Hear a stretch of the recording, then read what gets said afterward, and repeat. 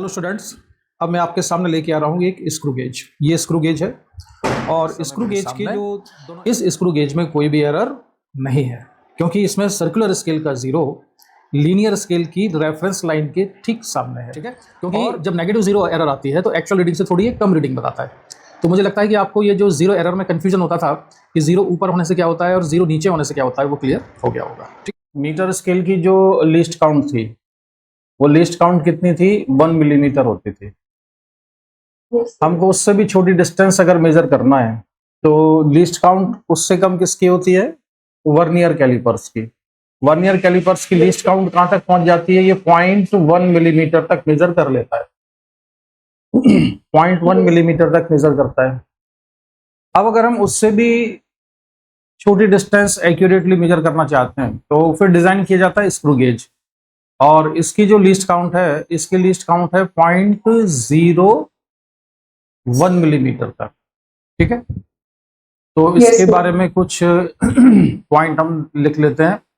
Least count of metre scale is 1 millimetre, least count of vernier callipers is 0.1 millimetre, and least count of screw gauge is 1/100 millimetre और 0.01 millimetre. अच्छा, अगर हमको vernier callipers की least count मिलती है 0.1 millimetre, या इसको कहते हैं हम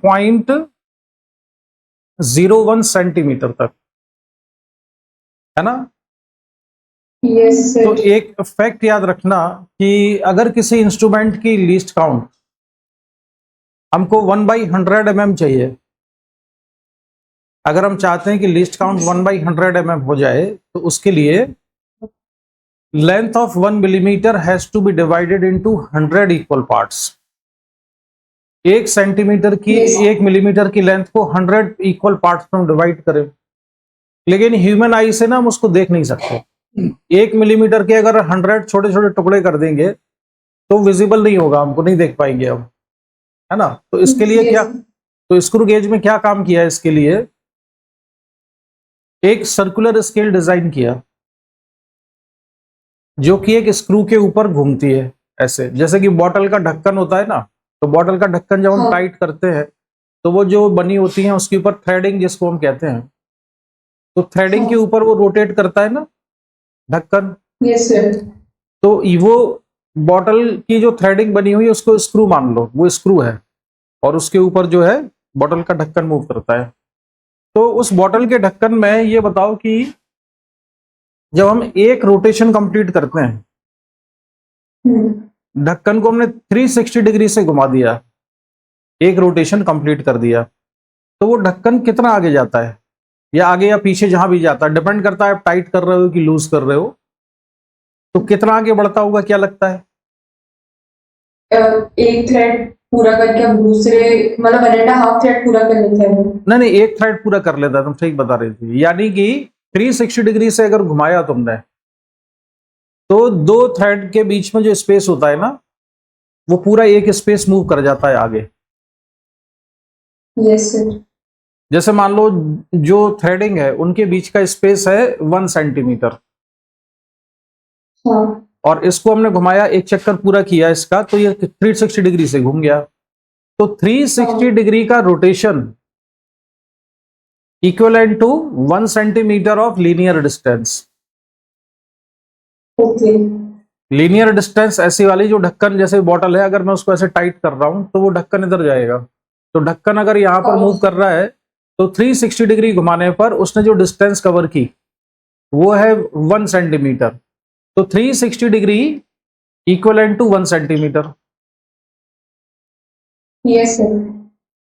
तो अब इसमें इसका नाम भूल गया मैं, सांभवी, तुम्हारी सिस्टर का नाम क्या है? जानवी। तो जानवी, ये बताओ कि 360 डिग्री रोटेशन कितनी लीनियर डिस्टेंस की इक्वल है? 1 सेंटीमीटर हमारे एग्जाम्पल में। तो इसमें यूनिटरी मेथड लगाना है कि since 360 degree rotation equal to 1 centimetre, therefore 1 degree equivalent to 360 centimetre. हाँ, 1/360 डिग्री, है ना? 1/360 सेंटीमीटर, 1/360 सेंटीमीटर। अब क्या करते हैं इसमें, एक्चुअली अगर हम जो सर्कल बॉटल का जो ढक्कन होता है, उस बॉटल के ढक्कन के अगर 360 छोटे छोटे पार्ट्स कर दें, वहां पर हम निशान बना दें लाइन से 360 छोटे छोटे, तो वो भी देखने में दिक्कत होती है। हाँ, तो हम क्या करेंगे कि जो बॉटल है ना, जैसे ये बॉटल को हम टाइट कर रहे हैं, तो यहाँ पर जो निशान बनाएंगे, हमने सपोज 100 बनाए, तो 100 अगर निशान बनाए, तो जब बॉटल के ढक्कन का एक रोटेशन पूरा होगा तो 100 मार्क्स घूम जाएंगे। Okay, yes sir. तो अब हमारे लिए नया फॉर्मूला बनेगा कि अगर 360 डिग्री घुमाने से बॉटल का ढक्कन 1 सेंटीमीटर आगे जाता है, तो 100 डिवीजन ऑन सर्कुलर स्केल या 100 डिवीजन ऑन ढक्कन इक्वलेंट टू 1 सेंटीमीटर। 100 डिवीजन जो है बॉटल के ढक्कन के, जो हमने 100 डिवीजन बनाए, वो 100 डिवीजन हाँ। Equivalent to 1 centimetre. तो 1 डिवीजन किसकी इक्वलेंट हो जाएगा? 0.01, यस। हाँ, यह 1/100 सेंटीमीटर के बराबर। तो बस स्क्रू गेज का जो प्रिंसिपल है यही है। दो थ्रेडिंग के बीच का जो स्पेस है, दो थ्रेडिंग के बीच का जो स्पेस है, ठीक है, उसका कुछ नाम है, उसको हम आगे पढ़ेंगे, है ना, उसी को कुछ कहते हैं। तो अभी आपको समझ में आएगा। स्क्रू गेज को स्क्रू गेज क्यों कहते हैं? क्योंकि इसमें एक स्क्रू होता है और ये मेजरमेंट भी करता है। तो जो चीज डिवाइस मेजरमेंट भी शो करती है उसको गेज कहते हैं। तो इसको जो है स्क्रू गेज इसलिए कहा जाता है। It has a right handed screw. Right handed screw का मतलब, अगर मैं, जैसे बॉटल है, तुमने बॉटल के ढक्कन को, जैसे ढक्कन इधर है, तुमने क्लॉकवाइज घुमाया, तो वो टाइट होता है कि लूज होता है? एक सेकेंड। जैसे ही बॉटल को हाथ में पकड़ लो, जैसे बॉटल को तुमने हाथ में पकड़ लिया और उसको क्लॉकवाइज घुमाया, तो वो टाइट होगा कि लूज होगा? टाइट होगा। टाइट होगा। यानी राइट हैंड्स की फिंगर्स की डायरेक्शन में तुमने रोटेट किया उसको, तो थंब कहां जा रहा है? नीचे। तो रोटेशन है फिंगर के अलोंग, और उसके मूवमेंट की डायरेक्शन, लीनियर डिस्टेंस जो कवर कर रहा है वो थंब की डायरेक्शन में है। अगर एंटी क्लॉकवाइज Yes. घुमा दिया तो उसको हमने ऐसे घुमाया, तो थंब की डायरेक्शन में ऊपर जा रहा है। हाँ, ये है राइट हैंड स्क्रू कहलाता है, ऐसा राइट हैंडेड स्क्रू कहलाता है ये। तो it has a right handed screw. ध्यान रखना, राइट हैंडेड स्क्रू ही होता है स्क्रू गेज में, ठीक। Yes sir. अच्छा, इसके बाद आगे बढ़ते हैं इसके कंस्ट्रक्शन पर, कि इस तरह का इसका कंस्ट्रक्शन होता है। अब यहां पर जो नाम है ना इसके, इसको एनविल लिखा है, ये स्पिंडल है। इसके अलावा ये भी याद रखना कि इनको स्टड्स भी कहते हैं। ज्यादातर लैंग्वेज में इसको स्टड्स कहा जाता है, इन दोनों चीजों को। जैसे वर्नियर कैलिपर्स में जॉज होते थे ना, ऐसे ही इसमें क्या है? स्टड्स हैं। और अगर कोई लैंग्वेज करना चाहता है ज्यादा डिफरेंट टाइप की लैंग्वेज, तो फिर इसको एनविल, ये फिक्स होता है, और जो स्पिंडल होता है ये मूव कर सकता है। इसके बाद ये वाली जो छोटा सा सिलेंडर टाइप का दिख रहा है, ये क्या है? स्लीव कहलाती है। इस स्लीव के ऊपर प्रिंटेड है, इस स्लीव के ऊपर जो प्रिंटेड है वो है main scale. Okay, yes sir. और जो स्ट्रेट लाइन दिख रही है यहाँ पर, ये वाली, इस स्ट्रेट लाइन को कहते हैं हम रेफरेंस लाइन। दूसरा है, इसके ऊपर जो घूमता है ये सर्कुलर स्केल है, या रोटेटिंग स्केल जो लिखा हुआ है, ये घूमता है ऐसे। और जो ये वाले मार्क्स देख रहे हो, ये सर्कुलर स्केल पर ग्रेजुएशन मार्क्स बनाए हुए हैं। ये हमने इसके पूरे एक सर्कल को कितने इक्वल पार्ट्स में डिवाइड किया है। नॉर्मली इसको 100 या 50 में डिवाइड करते हैं, depending on the situation. Yes sir. और ये जो बॉडी है ये क्या कहलाती है? इसकी फ्रेम कहलाती है। जॉज और स्टड्स ये भी यूज करते हैं। इसमें एक फिक्स जॉ होता है, एक मूवेबल जॉ होता है, इसका नाम स्पिंडल भी है। सर्कुलर स्केल भी है इसमें। ये सर्कुलर स्केल को Yes, sir. घुमाएंगे। जब हम सर्कुलर स्केल को रोटेट करते हैं तो ये सर्कुलर स्केल गोल भी रोटेट भी करती है और लीनियरली भी मूव करती है, आगे पीछे भी होती है। जैसे Okay. जैसे बॉटल का ढक्कन हम घुमाते हैं तो ढक्कन घूमता भी है और आगे पीछे भी जाता है।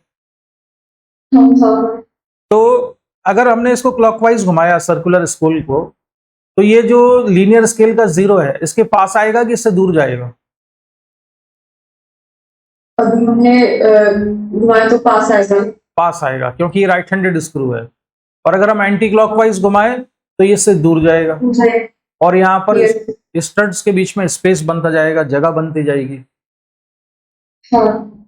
ठीक है, अच्छा। यस। स्लीव जो है वो एक हॉलो सिलेंडर है जिसके ऊपर लीनियर स्केल प्रिंटेड है, और जो स्ट्रेट लाइन देख रहे हो वो रेफरेंस लाइन है। अब ये रेफरेंस लाइन का Yes. फंक्शन क्या है? रेफरेंस लाइंस की जरूरत इसलिए है कि जो सर्कुलर स्केल का कौन सा वाला डिवीजन रेफरेंस लाइन के सामने है वो चेक करने का काम आता है। कि सर्कुलर स्केल को मान लो हमने 100 इक्वल डिवीजन में डिवाइड किया हुआ है, तो उसका 40th डिवीजन रेफरेंस लाइन के सामने है या 30th डिवीजन सामने है, वो रीडिंग लेने का काम आता है। जैसे हम वर्नियर स्केल में देखते थे ना कि वर्नियर स्केल का कौन सा वाला ग्रेजुएशन मार्क मेन स्केल को कंसाइड कर रहा है, तो ऐसे ही इसमें हम देखेंगे कि सर्कुलर स्केल का कौन सा ग्रेजुएशन मार्क रेफरेंस लाइन के ठीक सामने है उसको कंसाइड कर रहा है। हाँ। और इसमें main scale is printed on sleeve when thimble is rotated, screw moves forward और बैकवर्ड। इसमें ये होता है थिम्बल, इसको कहते हैं, इसको घुमाते हैं तो ये फॉरवर्ड या बैकवर्ड जाता है। थिम्बल का जो फंक्शन है वो क्या होता है कि इसको जब हम रोटेट करते हैं ना तो दोनों जॉ के बीच में जो ऑब्जेक्ट है वो ठीक से आ गई है, तो फिर अगर हम इसको रोटेट करते रहेंगे तब वो ये और टाइट नहीं होगा। उसका रीजन क्या, ऐसा क्यों होना चाहिए? ऐसा इसलिए होना चाहिए कि मान लो किसी बॉडी का हमें डायमीटर मेजर करना है, हमने इसके बीच में रखा, अब हम उसको टाइट करते ही जा रहे हैं तो बॉडी का डायमीटर ही चेंज हो जाएगा। वो तो समझ नहीं आता। इन दोनों के बीच में अगर हमने किसी बॉडी को रख दिया, मान लो रबर की बॉल रख दी हमने यहाँ, अच्छा हाँ, यस रबर की बॉल से फिर चेंज हो जाएगी। तो अगर तुम उसको टाइट करते ही चले जाओ तो वो तो अंदर घुस जाएंगे स्टड्स उसके, और वो डायमीटर ही चेंज हो जाएगा। तो थिम्बल क्या काम करता है कि एक ऑप्टिमम लेवल तक वो टाइट करता है, इसके बाद अगर तुम घुमाते जा रहे हो तो वो और टाइट नहीं होगा। यस। ठीक है, ऐसा ही जैसे उसमें होता है, जैसे कार की पेट्रोल का टैंक का जो ढक्कन होता है ना, कभी देखना उसको घुमा के, तो वो उसको घुमाने के बाद उसको घुमाते जाओ तो फिर वो ना और ज्यादा टाइट नहीं होता है, क्र क्र क्र आवाज आने लगती है बस। तो और ज्यादा टाइट क्यों नहीं होता है? जिससे कि उसकी जो थ्रेडिंग है ना और वो जो ढक्कन है बहुत ज्यादा टाइट करते जाओगे तो वो एक लिमिट से ज्यादा टाइट नहीं होगा, अदरवाइज वो खराब होने लगेगा वहां से। तो इसलिए उनको इस तरह से बनाया जाता है। तो ये है थिम्बल का फंक्शन। मिलीमीटर स्केल और linear scale is printed on the sleeve. Sleeve क्या है? ये वाली एक हॉलो सिलेंडर है। There is a straight line printed on the sleeve, it is called reference line. ठीक है, तो ये भी हमने पढ़ लिया है। अब आते हैं इसके इंपॉर्टेंट पॉइंट पर। ये टर्मिनोलॉजी यूज होती है इसमें कि पिच क्या चीज है। तो एक बार डेफिनेशन पढ़ो और मुझे लगता है तुम्हें ये समझ में आ जाएगा कि इसका मतलब क्या है पिच का।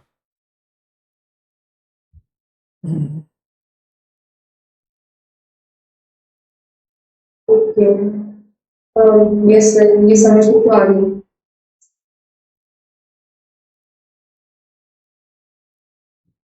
हाँ जानवी, क्या चीज है ये बताओ। सर जब हम सर्कुलर स्केल को लीनियर स्केल पे मूव करते हैं, लीनियर स्केल वही रेफरेंस लाइन जो स्केल पे वही होता है। हाँ, उसके ऊपर प्रिंटेड है लीनियर स्केल। और जब सर्कुलर स्केल एक कंप्लीट रोटेशन कर देता है उसे पिच बोलते हैं। हाँ, दोबारा पढ़ो क्या लिखा है। Distance moved by the circular scale. Bottle का जो ढक्कन है, हमने ढक्कन को घुमाया, तो जब ढक्कन को घुमाएंगे तो ढक्कन आगे जाएगा या पीछे जाएगा? तो ढक्कन को अगर हमने एक कंप्लीट रोटेशन दे दिया, 360 डिग्री से घुमा दिया, तो जितना डिस्टेंस आगे या पीछे जाएगा वो डिस्टेंस क्या है? पिच है। और वो जो डिस्टेंस वो मूव करता है वो किसके बराबर होती है? वो जो थ्रेडिंग बनी हुई है ना, उस थ्रेडिंग के बीच का जो स्पेस है वो उतनी डिस्टेंस मूव करता है। ठीक है, यहां से स्टार्ट होके वो जो थ्रेडिंग है यहां से यहां तक आई, तो बस हमने एक चक्कर घुमाए तो वो ढक्कन यहां से चल के यहां आ जाएगा। तो उसने जो लीनियर डिस्टेंस कवर की है, लीनियर डिस्टेंस जो कवर की है वो लीनियर डिस्टेंस क्या कहलाती है? पिच कहलाती है। Yes, sir. अच्छा, अब ये बताओ कि हम सर्कुलर स्केल क्यों ले रहे हैं, हम डायरेक्ट ही मेजर क्यों नहीं कर ले रहे? हमें सर्कल वर्कल ये जरूरत क्यों पड़ रही है? ताकि हम और छोटी मेजरमेंट्स कर पाए, 0.1 मिलीमीटर से भी छोटी सी है। हाँ, उसका रीजन ये है कि हमारी जो ह्यूमन आई की जो रेजोल्यूशन की क्षमता है ना, वो एक लिमिट से ज्यादा नहीं है। तो क्या होता है कि अगर मैंने जो सर्कुलर स्केल है वो थोड़ी बड़ी बना ली, हाँ, तो सर्कुलर स्केल का जो सरकमफेरेंस होगा वो सरकमफेरेंस हो जाएगा 2 पाई आर के बराबर। हाँ, तो 2 पाई आर लेंथ Yes. ज्यादा होगी, 2 पाई आर को कैलकुलेट करो तो 2 पाई आर लेंथ ज्यादा आएगी, और उसके 100 पार्ट्स करेंगे हम तो हमें दिख जाएंगे। हाँ, yes. और अगर मान लो कि जो स्क्रू गेज है वो 1 मिलीमीटर मूव करता है एक रोटेशन में, तो उस 1 मिलीमीटर के 100 पार्ट करते ना तो वो हमें नहीं दिखेंगे। Yes, sir. तो ये साइंटिस्ट ने ये जुगाड़ निकाली कि उसकी लीनियर डिस्टेंस को किससे उन्होंने रिलेट कर दिया, उसके सर्कुलर वाले सरकमफेरेंस से रिलेट कर दिया कि वो इधर जा रहा है वो 1 मिलीमीटर, हाँ, और ऐसे में हम घुमा कितना रहे हैं उसको 2 पाई आर। yes, sir. हाँ, अब ऐसे तो हम ऐसा कर सकते हैं कि जो डायमीटर है उसका सर्कुलर स्केल का बहुत बड़ा बना लो, उसको मान लो 1 मीटर का बना लिया, तो सरकमफेरेंस तो इतनी बड़ी सरकमफेरेंस हो जाएगी उसकी कि जो है उस पर ग्रेजुएशन मार्क्स इजीली दिख जाएंगे हमको सारे। वो चलेगा 1 मिलीमीटर और हम 360 डिग्री रोटेट कराएंगे और उसके 100 इक्वल पार्ट्स करेंगे तो इजीली दिख जाएंगे, हाँ, हाँ, yes. है ना। सर्कुलर स्केल को कहो तो जैसे ट्रक का टायर होता है उतना बड़ा बना लो और उसके सरकमफेरेंस के 100 पार्ट्स कर दो तो और अच्छा दिखेगा। लेकिन इतना बड़ा भी नहीं बनाते क्योंकि हमको दिख जाता है एक लिमिट के बाद, जहां तक हम देख सकते हैं उतना ही सर्कुलर स्केल का साइज रखते हैं। तो पिच समझ में आ Yes, गया? sir. पिच क्या चीज है? Yes, sir, आ गई। हाँ, जानवी बताओ क्या है Yes, पिच? sir. सर, जब सर्कुलर स्केल लीनियर स्केल में चलता है तो जो लीनियर डिस्टेंस को कवर करता है थ्रेड का, उसे पिच बोलते हैं। हाँ, तो बताओ लीनियर स्केल मूव कर रहा है कि नहीं? सर, सर्कुलर स्केल मूव कर रहा है लीनियर तो स्केल के ऊपर। तो सर्कल जो सर्कुलर स्केल है वो रोटेट करता है या हॉरिजॉन्टल डायरेक्शन में भी डिस्टेंस मूव कर रहा है? दोनों कर रहा है। हाँ, दोनों कर रहा है। वो सर्कुलर पाथ में भी चल रहा है और आगे पीछे भी जा रहा है, दोनों चीजें हो रही। ठीक है, तो ये हुआ पिच। अब हमने मान लिया कि suppose circular scale is divided into 100 equal parts, उसको हमने 100 इक्वल पार्ट्स में डिवाइड किया। Suppose in one rotation distance moved by circular scale is 1 millimetre. Circular scale ने Yes, sir. लीनियर डिस्टेंस कितनी कवर की? 1 मिलीमीटर। इसका मतलब है कि जो थ्रेडिंग है उसके बीच का जो गैप है वो 1 मिलीमीटर के बराबर है। हाँ, अच्छा, अब आगे का पॉइंट, इसका मीनिंग ये भी हुआ कि 100 रोटेशंस, वो sorry rotation of 100 division equal to 1 millimetre of linear distance. Yes sir. Circular scale को कितने पार्ट्स में डिवाइड किया हमने? 100 इक्वल पार्ट्स में। पार्ट, हाँ, और एक रोटेशन उसका कंप्लीट करते हैं तो कितना मूव करता है? 1 मिलीमीटर। 1 मिलीमीटर मूव करता है। Yes sir. तो rotation of 100 division equals to, rotation of 100 division is equal to linear distance of 1 millimetre. ठीक है, हाँ, 100 रोटेशन कंप्लीट किए तो ये लीनियर डिस्टेंस मूव कर रहा है 1 मिलीमीटर की। ठीक है, यस सर। अब एक डिवीजन के रोटेशन से क्या पता चलेगा हमको? रोटेशन ऑफ 1 डिवीजन किसके बराबर होगा? बट ये Janvi unitary method, since 100 rotation of 100 division is equal to 1 millimeter, therefore rotation of 1 division equals to 1 by 100 millimeter distance on the linear scale. Yes. तो अगर हमने जो सर्कुलर स्केल पे ग्रेजुएशन मार्क बनाए हुए ना, मान लो ये सर्कुलर स्केल है, ये मैंने ग्रेजुएशन मार्क बनाए हुए हैं, तो जैसे ये एक ग्रेजुएशन मार्क मूव कराया, मतलब रेफरेंस लाइन के सामने मान लो ये वाला ग्रेजुएशन मार्क था, अब मैंने इसको रोटेट किया तो रेफरेंस लाइन के सामने ये वाला आ गया, तो हमने रोटेशन तो केवल सर्कुलर स्केल में एक डिवीजन का किया है, उसमें ये जितना आगे बढ़ेगा वो डिस्टेंस कितनी होगी? 1/100 मिलीमीटर। अब 1 बाई, यही इसलिए स्क्रू गेज डिफाइन किया, इन्वेंट किया गया कि 1 मिलीमीटर के 100 पार्ट हमको नहीं दिखेंगे, हाँ 100 पार्ट्स करेंगे तो नहीं दिखेगा हमको, लेकिन सर्कुलर स्केल का एक डिवीजन मूव किया ये हमें दिख जाएगा। यस सर हाँ तो जानवी सर्कुलर स्केल का क्यों दिख जाएगा? इस सर्कुलर स्केल में पता नहीं। सर्कुलर स्केल में 100 डिवीजन बनाने के लिए ज्यादा लेंथ अवेलेबल है, लेंथ ज्यादा है ना। जैसे कि रेडियस अगर आर है सर्कुलर स्केल की, तो जो 100 डिवीजन बने हुए होंगे वो कितनी डिस्टेंस में बने हुए होंगे? 100 डिवीजन कितनी लेंथ में, कितने में?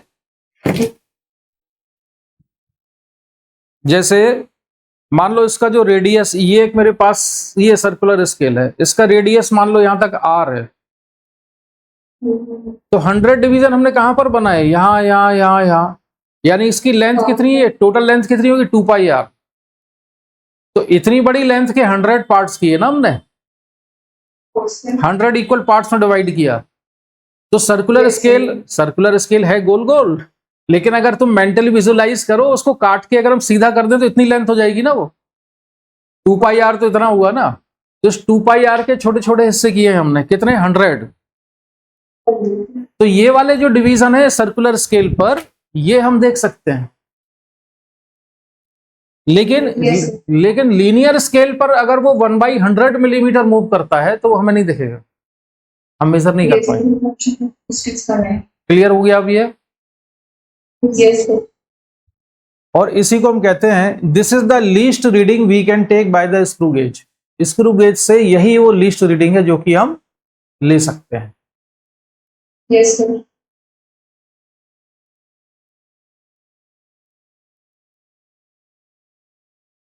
रोटेशन ऑफ वन पार्ट और one division equal to 1/100 millimetre. तो अब लीस्ट काउंट की जो डेफिनेशन है इसकी वो ये है कि सर्कुलर स्केल का एक डिवीजन मूव करने पर वो जितनी लीनियर डिस्टेंस कवर करता है वो लीनियर डिस्टेंस ही लीस्ट काउंट है। मतलब pitch is the least count? नहीं, पिच बेटा वो था जिसमें वो पूरा एक चक्कर लगाता था। अच्छा हाँ, यहाँ हम वन डिवीजन मूव कराने की बात कर रहे हैं। हाँ, सर्कुलर स्केल पर मान लो 100 डिवीजन है, तो 100 डिवीजन मूव कराने पर वो जितनी डिस्टेंस मूव करता था वो पिच है। यस लेकिन एक डिवीजन मूव कराने पे वो जितना मूव करता है वो लीस्ट काउंट है। लीस्ट काउंट है। क्लियर हो गया अब डिफरेंस दोनों में? यस यस अच्छा, अब suppose there is a no gap between two jaws, then rotation by one part of circular scale will create a gap of 1/100 millimeter between the jaws. Clear है ये चीज, है ना? हाँ, पढ़ लो आराम से।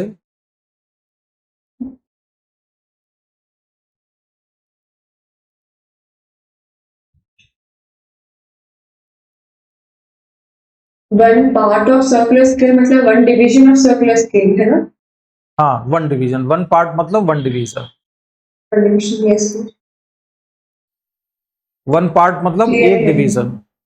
तो एक डिवीजन हमने मूव कराया तो उसके जॉ के बीच में या स्टड्स के बीच में जो गैप क्रिएट होगा वो गैप कितना होगा? 1/100 मिलीमीटर का होगा। यस यस ठीक है, तो ये वाली चीज है। यस जानवी क्लियर हो गया तुमको, ये समझ में आया? यस सर तो देखो मैं तुमको थोड़ा दिखाऊं, तुमको दिख रहा है कि नहीं साफ साफ? ये देखो, ये इस तरह का होता है, ये है स्क्रू गेज। अभी जब इसके स्टड्स के बीच में कुछ भी नहीं है तब इसका जीरो तुमको शायद नहीं दिखेगा। ये सर्कुलर स्केल का जीरो और लीनियर स्केल का जीरो, ये दोनों कैसे होने चाहिए? ठीक आमने सामने होने चाहिए। ये मैंने इसको एंटी क्लॉकवाइज रोटेट किया, एंटी क्लॉकवाइज तो ये दूर जा रहा है, यहाँ पे स्पेस क्रिएट हो रहा है इसके बीच में, है ना? अब ये बनी हुई है यहाँ पर रेफरेंस लाइन, ये रेफरेंस लाइन का जो पॉइंट है ये 0 है।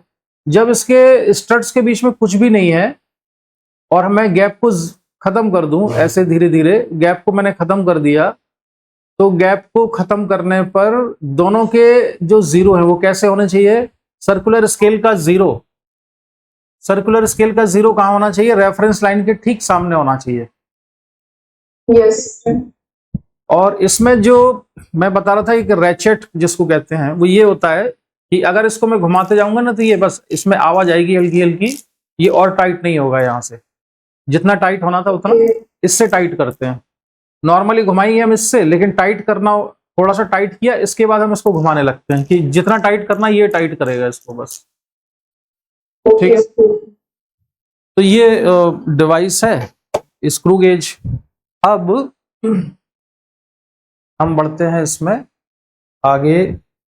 तो ये जो डेफिनेशन है लीस्ट काउंट की, ये क्या हो जाएगी लीस्ट काउंट की डेफिनेशन? Number of divisions.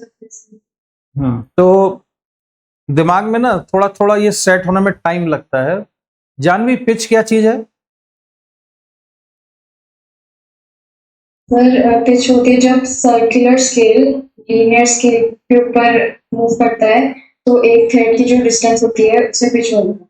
हाँ, ये भी पिच है। और सांबा भी तुम बताओ, पिच क्या चीज है? सर जब सर्कुलर स्केल लीनियर स्केल पे मूव करता है, एक रोटेशन कंप्लीट करता है, तो जो लीनियर डिस्टेंस की गई है by circular scale on linear scale, that is.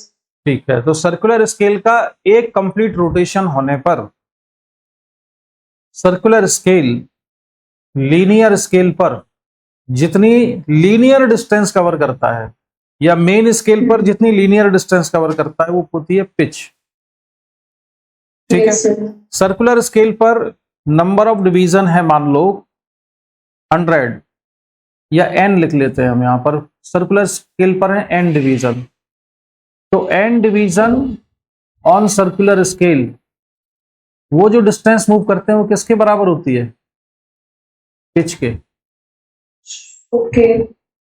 n division थे तो अगर मैंने एक पूरा चक्कर लगाया तो सारे n डिवीजन घूम गए ना। हाँ, यस सर।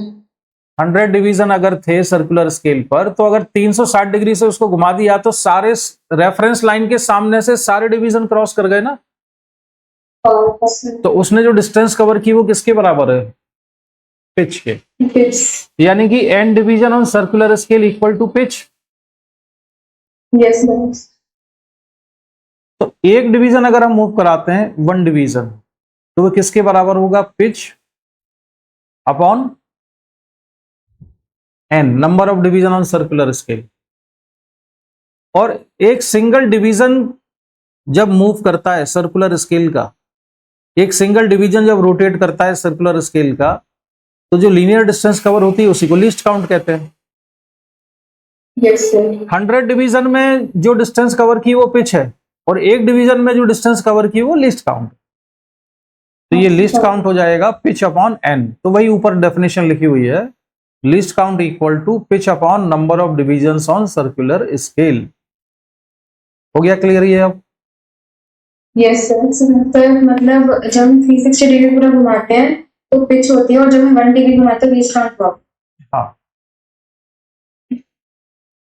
अगर मान लो उस पर 100 डिवीजन है, 100 डिवीजन है, तो 100 डिवीजन घुमा दिए तो वो जो डिस्टेंस मूव की वो क्या है? पिच।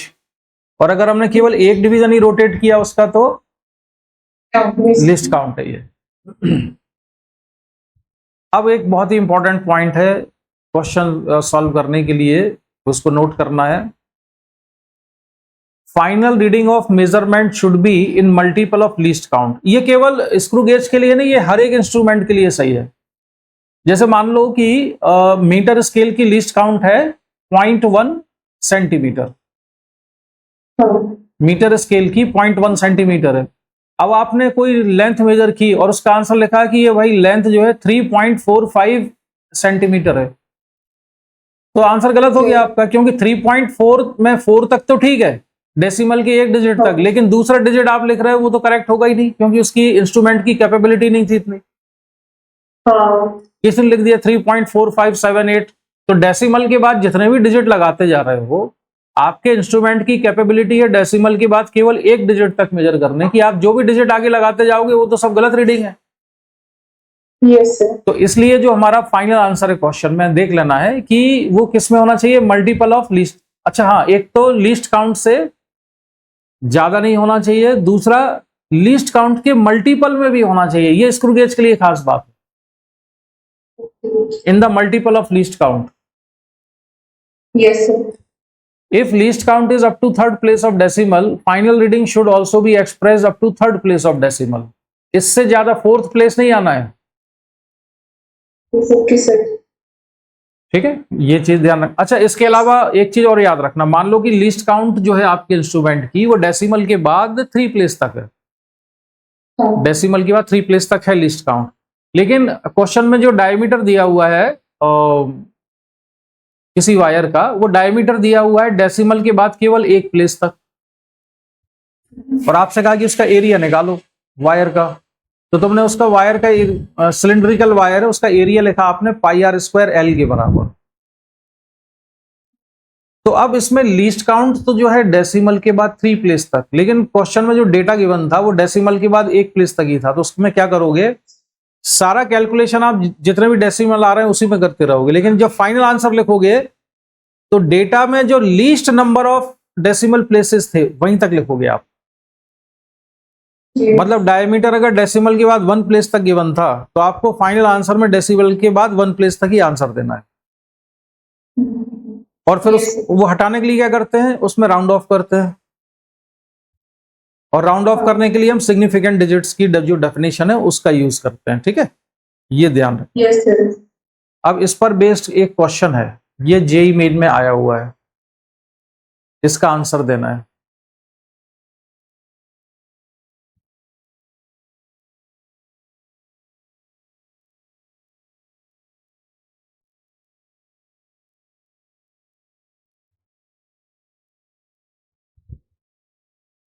तो इसमें एक चीज देखो, हमको ना तो रीडिंग दी है मेन स्केल की, ना सर्कुलर, कोई रीडिंग नहीं दी है, फिर आंसर कैसे देंगे हम इसका।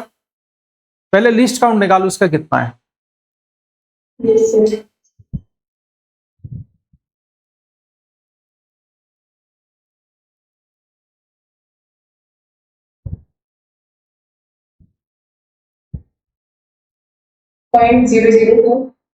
पॉइंट, हाँ, तो अभी जो हमने फैक्ट लिखा था कि हमारा जो आंसर है वो लीस्ट काउंट के मल्टीपल में होना चाहिए, तो कौन सा आंसर हुआ,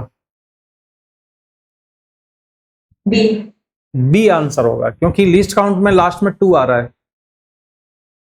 हाँ। तो केवल एक ही रिकॉर्डिंग ऐसी है, एक ही डेटा ऐसा है जो कि 2 से डिविजिबल है। Yes sir. तो इसका आंसर होगा बी।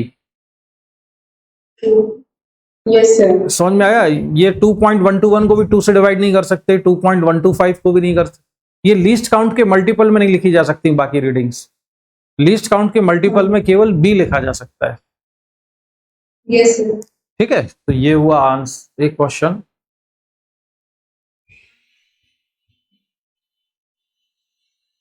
तो इसमें हमने इसी फैक्ट का यूज किया है। अब हम आगे बढ़ते हैं कि रीडिंग कैसे लेना है, किस तरह से रीडिंग लेंगे। ठीक है, तो सबसे पहले तो मेन स्केल रीडिंग लेना होती है, इसको शॉर्ट में क्या लिखते हैं, MSR, मेन स्केल रीडिंग। तो मेन स्केल रीडिंग कैसे लेना है, बहुत आसान है। सबसे पहले हमको ये देखना है कि सर्कुलर स्केल को जो हम एंटी क्लॉकवाइज घुमाते गए तो सर्कुलर स्केल मूव करती जाएगी, मेन स्केल पर मूव करती जाएगी वो। तो मेन स्केल के जो ग्रेजुएशन मार्क्स हैं वो हमको दिखने लगेंगे, मेन स्केल के ग्रेजुएशन मार्क्स नजर आ रहे होंगे हमको। और कहीं आगे जाके ऐसा होगा कि सर्कुलर स्केल का जो 0 है ना, वो मेन स्केल के एक डिवीजन के राइट में होगा, वो लेकिन दूसरे के लेफ्ट में होगा, यानी कहीं बीच में अटक गया होगा जाके, जैसे वर्नियर अटक जाता था ना कि एक डिवीजन को क्रॉस कर गया किया लेकिन दूसरे के पहले है। तो फिर हम उससे मेन स्केल की रीडिंग लेते थे। तो ऐसे ही इसमें मेन स्केल की रीडिंग होगी कि मान लो लीनियर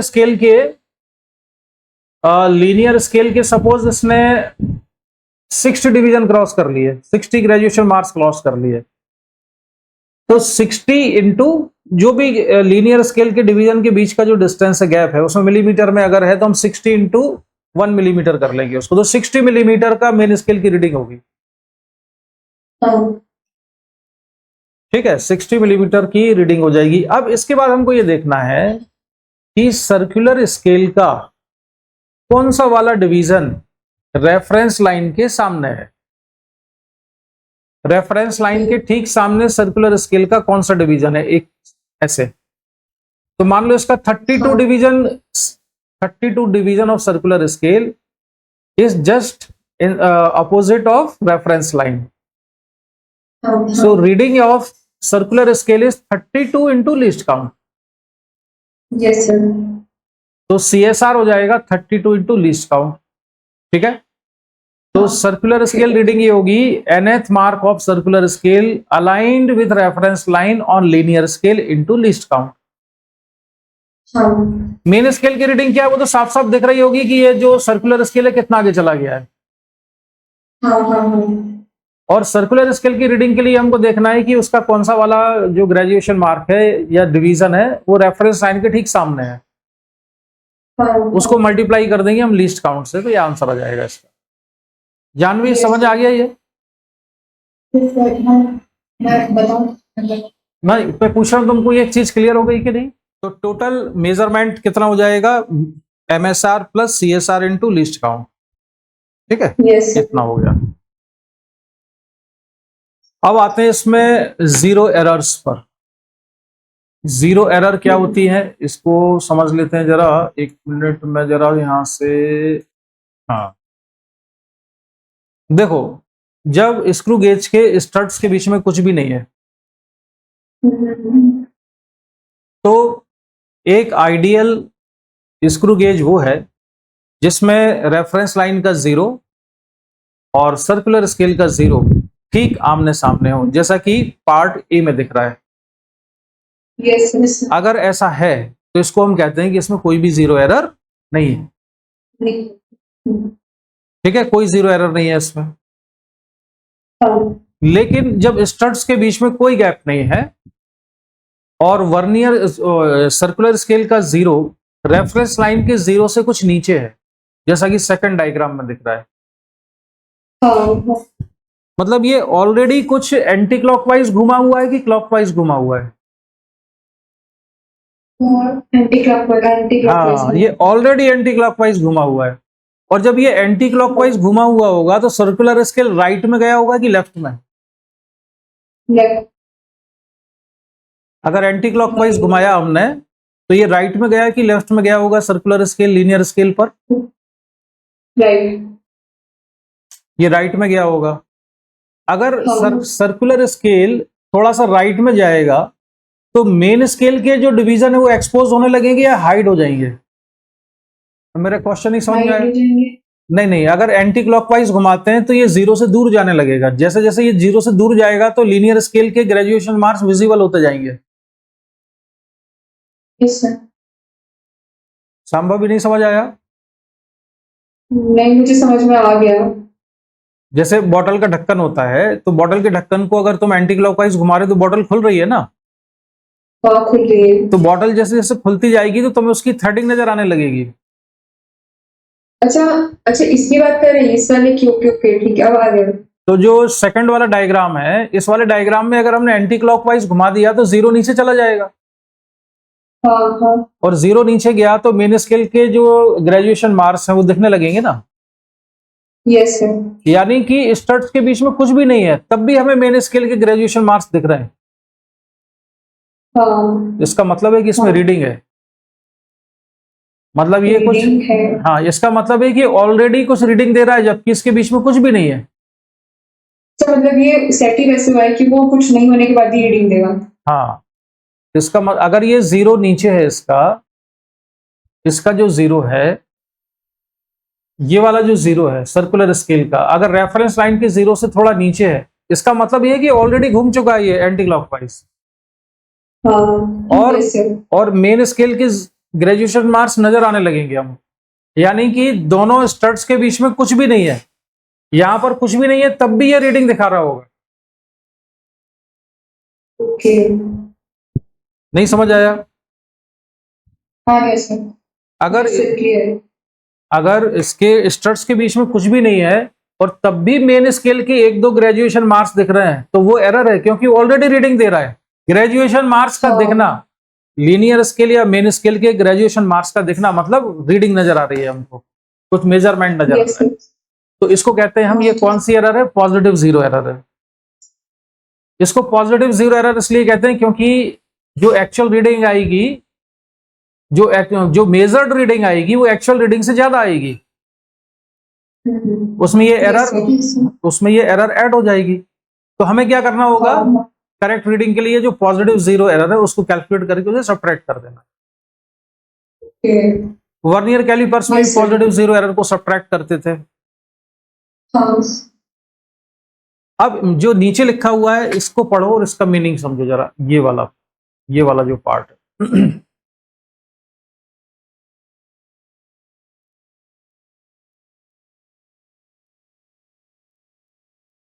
नॉट हिडन, ओके। यानी कि ये जो सर्कुलर स्केल का जो जीरो है ये नजर आ रहा है, और लीनियर स्केल के 1-2 ग्रेजुएशन मार्क्स या 4-5 जो भी नजर आ रहे हैं, तो वो इसका मतलब है कि ये पॉजिटिव जीरो एरर है। ठीक है, अब आते हैं हम नेगेटिव जीरो एरर पर। नेगेटिव जीरो एरर में ये है कि स्क्रू गेज का जो स्टड्स के बीच में कुछ भी नहीं है और तुम जबरदस्ती इसको टाइट करते गए, जबरदस्ती तुमने टाइट किया तो सर्कुलर स्केल का जीरो इसके ऊपर चढ़ जाएगा। अच्छा, ओके। समझ आया कि नहीं? सर्कुलर स्केल का जीरो इसके ऊपर चढ़ जाएगा और लीनियर स्केल का जीरो नजर नहीं आएगा। यस सर, है ना? Yes sir. तो ये वाला जो जीरो है सर्कुलर स्केल का, ये ऊपर चढ़ गया है। हाँ। और ये वाला जो जीरो है ये ऑलमोस्ट कैसा है? हिडन होगा या बेयरली विजिबल होगा? ओके। तो इसको कहते हैं हम नेगेटिव जीरो एरर। और नेगेटिव जीरो एरर में जो मेजर्ड रीडिंग आती है वो एक्चुअल रीडिंग से थोड़ी कम आती है, तो हम इसमें से जीरो एरर निकालते हैं और उसको ऐड कर देते हैं। हाँ। ठीक है, यस सर। तो ये हुए इसके एरर के बारे में। स्टूडेंट्स, अब मैं आपके सामने लेके आ रहा हूँ एक स्क्रू गेज। ये स्क्रू गेज है और स्क्रू गेज के जो दोनों स्टड्स हैं इनके बीच में कुछ नहीं है। अगर मैं इसके सर्कुलर स्केल को रोटेट करता हूँ एंटी क्लॉकवाइज, ये मैंने एंटी क्लॉकवाइज रोटेट करना शुरू किया, तो अगर मैं इसको एंटी क्लॉकवाइज रोटेट करूँगा तो सर्कुलर स्केल लीनियर स्केल के ऊपर राइट साइड में मूव करता है। ये राइट साइड में मूव कर रहा है। Circular is moving, scale is moving towards right over the linear scale and it creates gap between the studs. इसके दोनों जॉ कह सकते हो या स्टड कह सकते हो, इनके बीच में ये गैप क्रिएट होता है। एक आइडियल स्क्रू गेज वो है जिसमें कि एरर ना हो। एरर ना हो से मतलब ये है कि अगर मैंने सर्कुलर स्केल को क्लॉकवाइज मूव कराना शुरू किया और गैप धीरे धीरे कम होता जा रहा है स्टड्स के बीच में, और फाइनली दोनों स्टड्स के बीच में जब कोई भी गैप ना हो, जैसा कि आप देख रहे हैं, तो जब कोई भी गैप नहीं है तब सर्कुलर स्केल का जो जीरो है ये लीनियर स्केल की रेफरेंस लाइन के ठीक सामने होना चाहिए। यानी जो स्क्रू गेज आप देख रहे हैं इस समय मेरे सामने, इस स्क्रू गेज में कोई भी एरर नहीं है, क्योंकि इसमें सर्कुलर स्केल का जीरो लीनियर स्केल की रेफरेंस लाइन के ठीक सामने है। और लीनियर स्केल का जो जीरो है वो आपको हल्का सा नजर आ रहा है। ठीक है, आधा जीरो दिख रहा है इसमें, यहाँ पर ये पूरी तरह से विजिबल नहीं है। अब मेरे पास जो स्क्रू गेज है, इस स्क्रू गेज से मैं आपको 2-3 चीज़ें समझाऊंगा। एक तो मुझे ये बताना है कि अगर मैं एंटी क्लॉकवाइज रोटेट करता हूँ तो ये किस डायरेक्शन में मूव कर रहा है। Circular scale moves towards right over the linear scale, और लीनियर स्केल पर आप देख रहे हैं कि ग्रेजुएशन मार्क्स एक्सपोज होते जा रहे हैं, दिखते जा रहे हैं ऐसे। अगर मैं इसको एंटी क्लॉकवाइज घुमाता हूँ, और अगर क्लॉकवाइज घुमाता हूँ तो ये राइट साइड मूव करता है और graduation marks on the linear scale hide होते जा रहे हैं, छुपते जा रहे हैं। ठीक है, इसका मतलब ये है कि ये जो स्क्रू है ये राइट हैंडेड स्क्रू है। अगर मैं एंटी क्लॉकवाइज घुमाऊंगा इसको तो सर्कुलर स्केल लीनियर स्केल पर राइट साइड मूव करेगा, अगर क्लॉकवाइज घुमाता हूं तो सर्कुलर स्केल लीनियर स्केल पर लेफ्ट साइड मूव करता है, ठीक है। और एक आइडियल स्क्रू गेज वो है जिसमें दोनों स्टड्स के बीच में अगर कोई गैप नहीं है, तब सर्कुलर स्केल का जीरो रेफरेंस लाइन के ठीक ऊपर होना चाहिए, जैसे कि आप अभी देख रहे हैं, ठीक है। ये आइडियल सिचुएशन है। अब देखिए, अगर मैं क्या करूं कि इसको थोड़ा सा एंटी क्लॉकवाइज घुमाऊं, एंटी क्लॉकवाइज मैंने घुमाया इतना, तो इसका सर्कुलर स्केल का जो जीरो है ये अभी रेफरेंस लाइन पर है। अगर मैं इसको एंटी क्लॉकवाइज घुमाता हूं तो सर्कुलर स्केल का जीरो नीचे आ जाएगा और रेफरेंस लाइन के सामने सर्कुलर स्केल का कौन सा डिवीजन है या कौन सा ग्रेजुएशन मार्क्स है, ये 5th है। यानी कि सर्कुलर स्केल के 5 डिवीजन्स नीचे जा चुके हैं रेफरेंस लाइन के। तो इस समय जो सर्कुलर स्केल की रीडिंग है वो है 5 इंटू लीस्ट काउंट, ठीक है। अगर मान लीजिए ऐसा होता है, किसी स्क्रू गेज में ऐसा हो कि दोनों जो स्टड्स के बीच में कोई गैप नहीं है, उस समय अगर ये जीरो सर्कुलर स्केल का जीरो रेफरेंस लाइन से नीचे हो तो हम कहते हैं कि ऐसे स्क्रू गेज में एरर है। तो स्क्रू गेज में एरर कब कहलाती है? स्क्रू गेज में एरर तब कहलाती है जबकि दोनों स्टड्स के बीच में कुछ भी नहीं है, तब भी सर्कुलर स्केल का जीरो रेफरेंस लाइन के ठीक सामने ना हो। तो रेफरेंस लाइन के ठीक सामने नहीं हो तो कहाँ होगा? या तो ऊपर होगा या नीचे होगा। तो सर्कुलर स्केल का जीरो जो अभी आप एग्जाम्पल देख रहे हो, इसमें रेफरेंस लाइन से थोड़ा नीचे है। रेफरेंस लाइन से कितना नीचे है? 5 डिवीजन क्रॉस हो चुके हैं। ये जो 5 ग्रेजुएशन मार्क है सर्कुलर स्केल का, ये लीनियर स्केल के ठीक सामने है। यानी कि ये जीरो कितना नीचे जा चुका है? 5। इस समय ऑलरेडी रीडिंग है। इस समय अगर मैं स्क्रू गेज की रीडिंग लूंगा तो उसकी रीडिंग आएगी 5 इंटू लीस्ट काउंट। तो अगर मान लो कोई स्क्रू गेज फॉल्टी है और दोनों स्टड्स के बीच में कुछ भी नहीं है, तब अगर ऐसा है कि सर्कुलर स्केल का जीरो रेफरेंस लाइन के ठीक सामने ना होकर रेफरेंस लाइंस के नीचे है, तब हम कहेंगे कि इसमें एरर है। और ये एरर कौन सी एरर कहलाती है? ये पॉजिटिव जीरो एरर कहलाती है। इस समय जबकि दोनों स्टड्स के बीच में कुछ भी नहीं है, तब भी ये रीडिंग दे रहा होगा। अगर ये तब भी रीडिंग दे रहा है तो ये एरर है, इसको पॉजिटिव जीरो एरर कहते हैं। और फाइनल रीडिंग में से पॉजिटिव जीरो एरर को सब्ट्रैक्ट किया जाता है, राइट। अब मान लीजिए मैं दूसरा केस लेता हूं।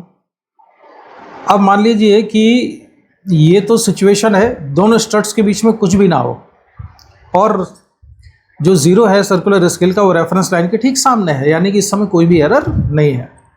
लेकिन अब देखो, मेरे पास जो स्क्रू गेज है ना, इसमें कोई एरर है नहीं, तो मैं थोड़ा ज़बरदस्ती इसको क्लॉकवाइज घुमाऊंगा। तो मैंने थोड़ा सा इसको क्लॉकवाइज ज़बरदस्ती रोटेट किया, ठीक है। तो ज़बरदस्ती अगर मैंने रोटेट किया इसको, तो जो ज़ीरो है सर्कुलर स्केल का वो रेफरेंस लाइन के ऊपर निकल गया है और जो लीनियर स्केल का ज़ीरो है ये थोड़ा और छुप गया है। अगर ये स्क्रू गेज एररलेस नहीं होता तो मैं इसको और घुमा देता यहाँ पर, और घुमा देता तो जो सर्कुलर स्केल है ये लेफ्ट साइड में और मूव कर जाता। कैसा घुमाता? मैं क्लॉकवाइज घुमाता इसको, और क्लॉकवाइज घुमा देता तो सर्कुलर स्केल का ज़ीरो मेन स्केल के ऊपर लेफ्ट साइड में मूव कर जाता और ये ज़ीरो बिल्कुल नहीं दिखता। कौन सा वाला ज़ीरो? लीनियर स्केल का ज़ीरो पूरी तरह से हाइड हो जाता।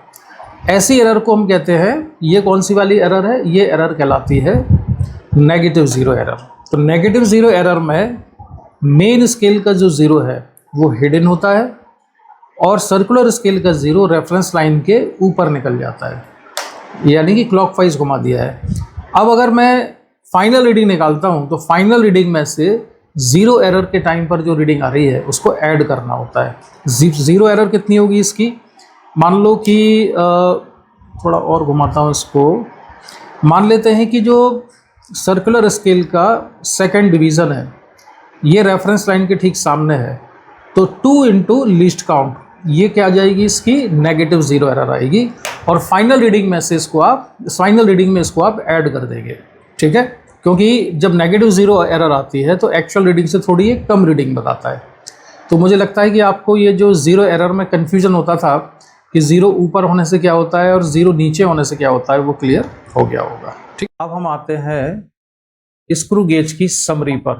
फटाफट मैं कुछ पॉइंट्स यहाँ पर लिखूंगा तो वो रिवाइज हो जाएंगे तुमको। रुक जाओ, ये वाले नहीं, हम लिखते हैं इधर। ये पिच की जो डेफिनेशन है ये देखो, क्लियर? Yes, yes, sir. दूसरा least count, Understood. Pitch upon number of divisions on circular scale. Yes, sir. Final reading क्या होगी? MSR plus CSR into least count. Yes, sir. Reading by screw gauge is always in multiple of least count. Yes, sir. Final reading must contain same number of decimal places as the least count does. Least count में जितने number of Yes. Places हैं उतने या उससे कम भी हो सकते हैं, वो डिपेंड करेगा कि डेटा में कितने दिए थे। Okay. Positive zero error is subtracted. Yes, sir. In case of positive zero error, zero of main scale is not hidden. Yes, sir. Negative zero error is added in final reading. Yes, sir. In case of negative zero error, zero of linear scale is hidden. Right? Yes, sir. बस हो गया तुम्हारा screw gauge तैयार। आ जाओ question पर। अब screw gauge की theory हो गई कंप्लीट। Okay. अब ये क्वेश्चन सॉल्व करते हैं।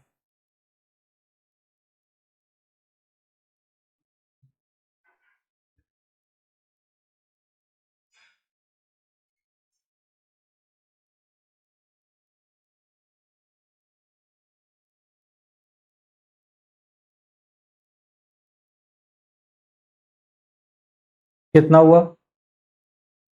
0.005 millimeter.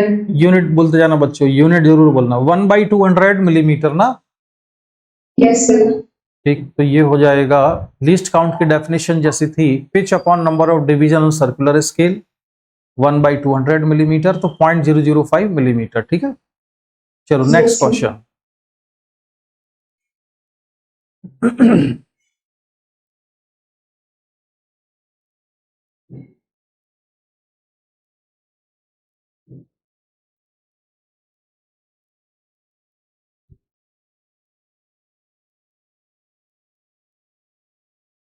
इसका आंसर बताओ। 0.01 mm. 0.01 या 0.001? 0.01 mm. 0.5/50 किया ना? 100. Yes, sir. 500. ठीक है, तो 0.01 mm ये इसका आंसर हो गया correct. Next question.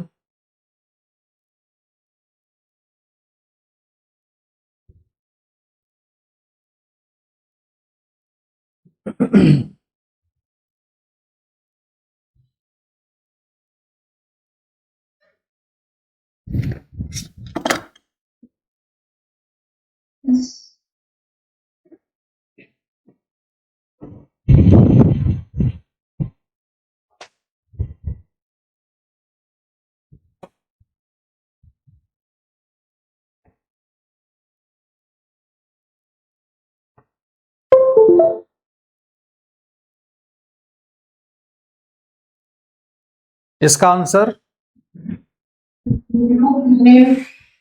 5 millimeter. Option 1.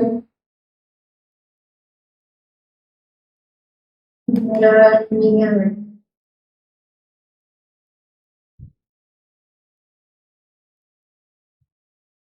दूसरा थ्रेड स्टिच कुछ का मतलब क्या होता है?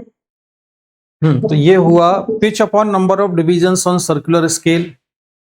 ठीक है, तो पिच 0.5 mm, तो इन्होंने इसमें पिच ही पूछा था ना, तो आंसर हुआ इसका 1.5 mm। ठीक है, Yes, चलो नेक्स्ट क्वेश्चन पर आते हैं हम।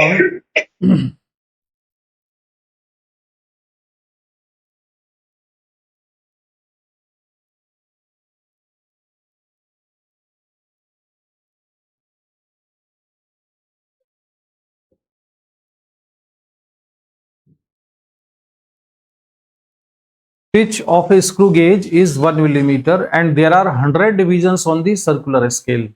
तो इससे लीस्ट काउंट निकल आएगी। इन मेजरिंग 1/100 लीस्ट काउंट आ जाएगी। In measuring the diameter of a sphere there are 6 divisions on the linear scale, यानी ये मेन स्केल की रीडिंग हो गई। Yes, sir. and 40 divisions on the circular scale coincides with the reference line. तो 40 into least count ये reading हो जाएगी circular scale की, दोनों को ऐड करेंगे तो फाइनल रीडिंग आएगी। ठीक है।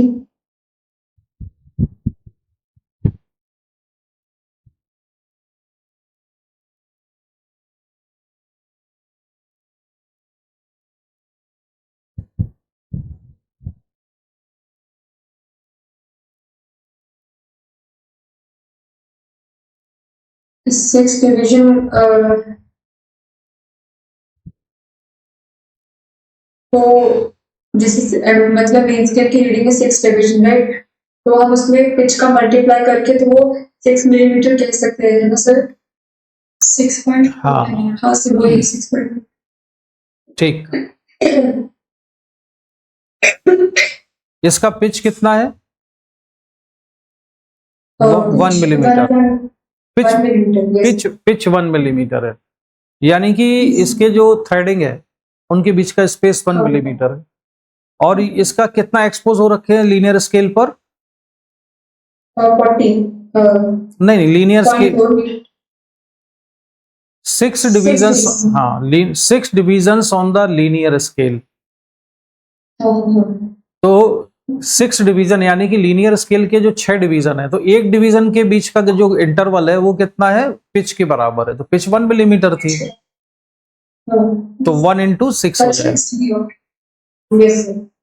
तो इसका आंसर आ जाएगा 6.4 मिलीमीटर। ठीक है, चलो आगे बढ़ते हैं, ये क्वेश्चन सॉल्व करो।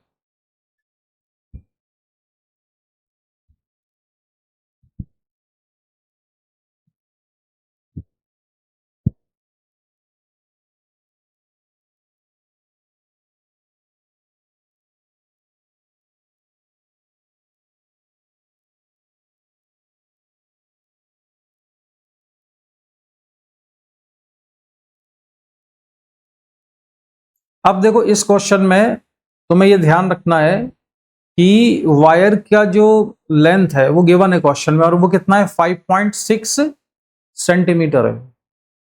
तो जो डेटा गिवन है, इस डेटा में डेसिमल के बाद एक डिजिट तक दिया हुआ है, डेटा डेसिमल के बाद फर्स्ट प्लेस तक है।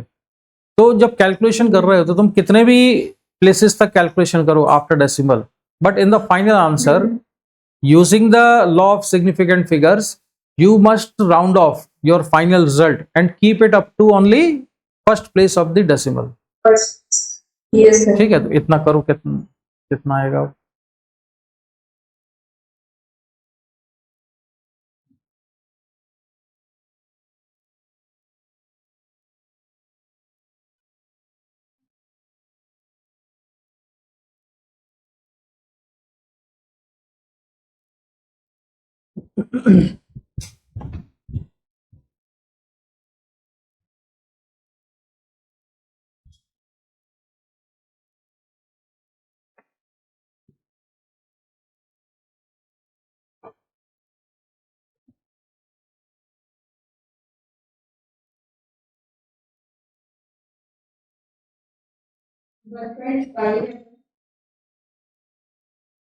वन 1.5 mm कैसे निकाला? क्या क्या निकाला तुमने?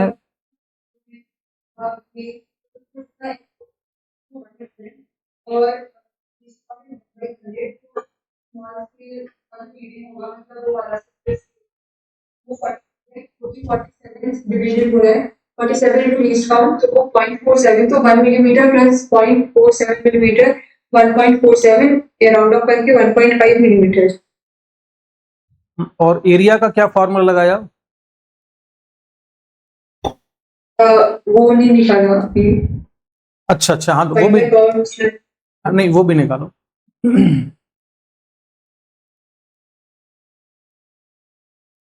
जानवी तुम क्या कर रही हो बेटा? मुझे नहीं पता। नहीं हो रहा? Pitch of screw gauge is 1 millimeter and there are 100 divisions on the circular scale. तो इससे क्या निकाल सकती हो? लीस्ट काउंट आ सकती है। हाँ, लीस्ट काउंट निकाल लिया। अच्छा, अब जब हम रीडिंग ले रहे थे तो लीनियर स्केल रीड्स 1 मिलीमीटर, यानी कि लीनियर स्केल की रीडिंग या मेन स्केल की रीडिंग ऑलरेडी क्वेश्चन में गिवन है और वो कितनी है 1 मिलीमीटर। नाउ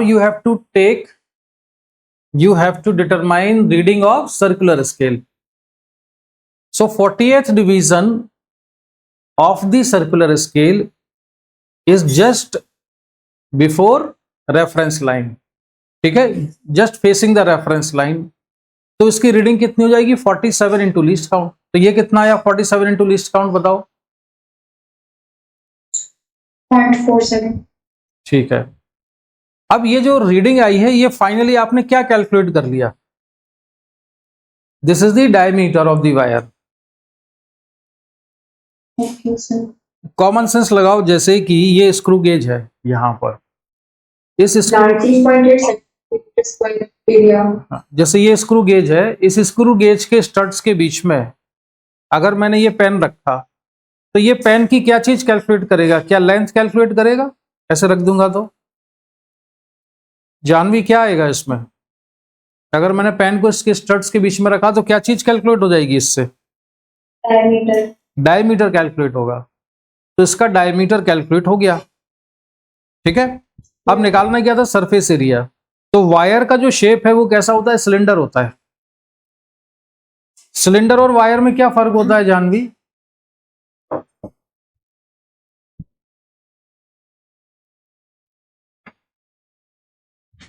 क्यों जानवी, सिलेंडर और वायर में क्या फर्क होता है। सिलेंडर मोटा होता है, वायर पतली होती है। हाँ, वायर ओबेसिटी हो जाए उसमें तो वो क्या हो जाता है सिलेंडर। तो सिलेंडर को जो है अगर मॉल न्यूट्रिशन हो जाए तो वो वायर हो जाता है। तो ये फर्क है, लेकिन दोनों के सरफेस एरिया का फॉर्मूला तो सेम ही होगा। Yes sir. क्या फॉर्मूला होता है Janvi, surface area pi are square into H, pi are square H, ये तो पढ़ा होगा तुमने सिलेंडर का surface area. Yes sir, sir class 8 में पढ़ा था। हाँ तो ठीक है, लेकिन इसकी जरूरत तो आगे पड़ती रहेगी। तो डायमीटर जो हम निकालेंगे तो उसके लिए डायमीटर आ जाएगा MSR plus CSR into least count. तो डायमीटर इतना आ गया 0.147 सेंटीमीटर। तुमने मिलीमीटर में निकाला होगा तो शायद 1.47 लिखा होगा। हाँ हाँ हाँ। कितना तुमने रीडिंग कुछ अलग निकाली है क्या संभवी। नहीं, ये निकालिए 1.47 मिलीमीटर पर राउंड ऑफ करने के बाद 1.5 लिख दी मैंने। नहीं, इस अभी राउंड ऑफ नहीं करना है बेटा, अभी राउंड ऑफ क्यों करेंगे, अभी तो हमने उस वाले डेटा का यूज नहीं किया 5.6 का। ओके सर, ओके, ठीक है ना, ये वाला जो डेटा हमने यूज किया यहाँ पर, इसमें तो कोई समस्या नहीं है ना, इसमें तो डेसिम लीस्ट काउंट तक हम कैलकुलेट कर सकते हैं। हाँ सर। अब जो हम सरफेस एरिया निकालेंगे इसका कर्व्ड सरफेस का, तो वो क्या होगा 2 pi r into l, pi are square l नहीं होगा, okay. Pi are square l तो वॉल्यूम होता है। एक सेकेंड, पाई, हाँ, ओ हाँ, वॉल्यूम होता है, मैंने वॉल्यूम भी निकाल ली। तो कर्व्ड सरफेस एरिया है 2 pi are circumference into radius. तुमको जानवी ये सर्कमफेरेंस का एरिया का फॉर्मूला समझ में आया 2 pi R H. Radius, radius, अच्छा, डायमीटर का नाम और तो उसको याद कर लो, सरफेस एरिया जो होता है सिलेंडर का उसका फॉर्मूला होता है 2 पाई आर एच या 2 पाई आर एल।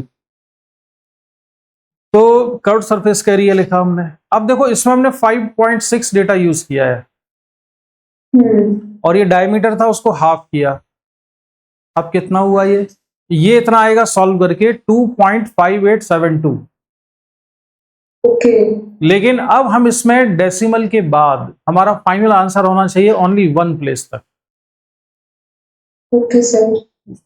तो डेसिमल के बाद 1 प्लेस क्यों यूज करेंगे, क्योंकि हमको जो ये दिया हुआ है 5.6 इसमें केवल जो डिजिट है डेसिमल के बाद 1 प्लेस तक है। Yes.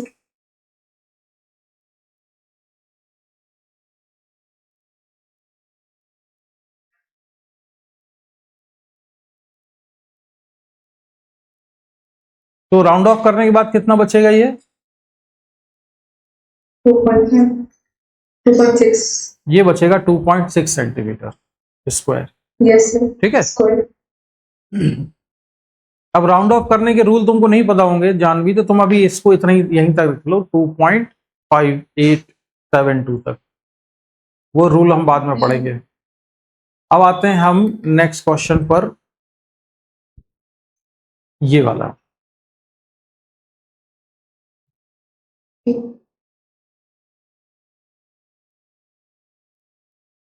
अच्छा, एरर पड़ा हुआ है। Yes sir. Sambhavi error error किया हुआ है तुमने? नहीं, मैंने नहीं पढ़ा। Percentage error. Error by total error, मतलब difference in error by total हाँ, एरर। देखो इसको अभी बताता हूं मैं। देखो इसको ऐसे करना है, लीस्ट काउंट तो हमने निकाल ली 0.01 मिलीमीटर निकाली, क्या दी हुई थी। हाँ हाँ हाँ। Diameter is also given 0.2 millimetre. Yes. ये होती है delta A upon A into 100। Delta A है एरर इन मेजरमेंट और ए है उसकी एक्चुअल वैल्यू। तो परसेंटेज एरर होती है error upon actual value into 100। अब इसमें एरर कितनी आई ये तो हमको दिया नहीं है, तो ये याद रखना कि जब एरर अगर किसी क्वेश्चन में नहीं दी है तो उस इंस्ट्रूमेंट की जो लीस्ट काउंट है ना, वही उसमें एरर होती है। Okay sir. तो हम यहां पर लीस्ट काउंट को ही क्या लेंगे, 0.01 मिलीमीटर को ही एरर की जगह पर रखेंगे। तो डेल्टा डी, जैसे डेल्टा डी कितना रखा हमने, 0.01। क्यों रखा? क्योंकि इसका जो लीस्ट काउंट है वो 0.01 मिलीमीटर। और डायमीटर, डेल्टा क्या होता है? डेल्टा अपन बाद में पढ़ेंगे इसको भी, ठीक। अभी अदरवाइज डिविएट हो जाएंगे हम। तो 0.01 मिलीमीटर और डी कितना है, 0.2 मिलीमीटर। एक्चुअली ये क्वेश्चन स्क्रू गेज का नहीं है, ये एरर का ही क्वेश्चन है। बस स्क्रू गेज का तो नाम लिखा हुआ है, बाकी ना तो उसमें सर्कुलर स्केल रीडिंग है ना कुछ है। तो अब delta A upon A equal to, ये सॉल्व किया तो कितना जाएगा, 10%। Okay sir.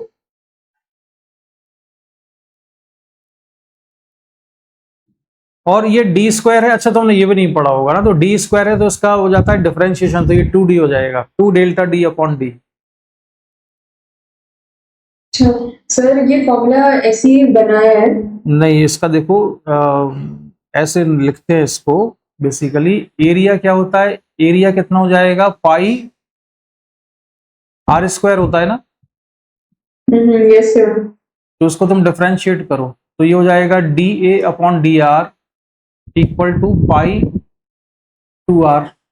ठीक है। हाँ तो हाँ डी ए हाँ कितना हो जाएगा, डी ए कितना हुआ, 2 pi r into D R. हाँ हाँ।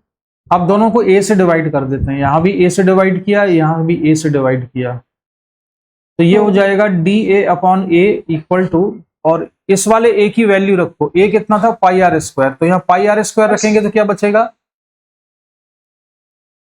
2/r dr। 2 dr/r। D R by R. बस तो ये हुआ। तो इसको 100 से मल्टीप्लाई कर देंगे तो डी ए अपॉन ए क्या हुआ, ये फ्रैक्शनल एरर है, फ्रैक्शन निकाला ना हमने, फ्रैक्शनल एरर को 100 से मल्टीप्लाई कर देंगे तो इट बिकम्स परसेंटेज एरर। हाँ हाँ। और ये है D R upon R. D R का मतलब है error in measurement of radius, और आर है उसकी रेडियस। तो डी आर का मतलब है कि अगर एरर नहीं दी है तो एरर कहां पर आई होगी, जो लीस्ट काउंट इंस्ट्रूमेंट की उतनी ही एरर हो सकती है। Yes sir. तो इसलिए उसको लीस्ट काउंट की जगह रख लेते हैं। तो ये क्वेश्चन बेसिकली एरर का हुआ। स्क्रू गेज तो केवल नाम के लिए यूज किया है। तो अब बढ़ते हैं हम इसके आगे। चलो आ जाओ जरा, जेई मेन 2011 का क्वेश्चन है ये।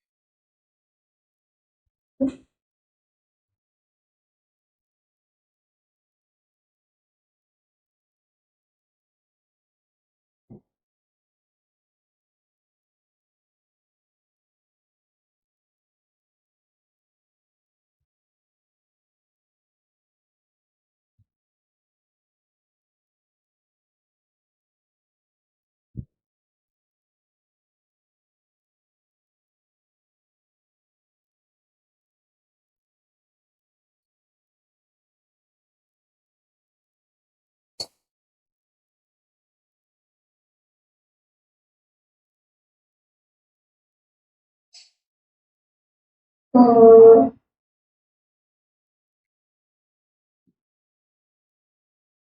सर इसकी पिच कैसे कैलकुलेट करेंगे?